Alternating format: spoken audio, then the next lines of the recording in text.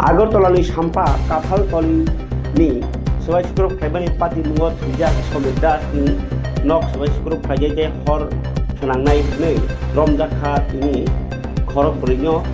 Police burn court हरनाय रहरजानि रंखा राजु लस्कर बिरनक रानी खामार प्रणब दास बिरनक काथालतली बाजार ताई खरचा सजल दास बिरनक रानी खामार ताई खरचा लक्षण मालाकार बिरनक मधुबन काथालतली और पार्टी मुंगल बेबार साई खनारखा खालथान खान कोटे पुलिस सुपर नमित पाठक। जैसे कि आपको पता है कि कटहलतली पे जो घटना हुई थी उसमें जो अक्यूज पर्सन को तो हमने ऑलरेडी अरेस्ट कर लिया था, 3 अक्यूज पर्सन अरेस्टेड हैं। उसी के साथ साथ ये घटना ये हुई थी कि वहाँ पर वैंडलिज्म हुआ था और ये आग लगाने की जो घटना हुई वहाँ पर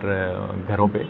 तो उसको लेके भी हमने जो है कड़ी कार्रवाई करते हुए इसमें 4 जने जो इसमें लिप्त पाए गए थे इनको हमने अरेस्ट किया है और फर्दर लोगों को भी हमने आइडेंटिफाई करके रखा है और उनको भी हम जो है जल्दी पकड़ेंगे। और कितने हैं कुछ?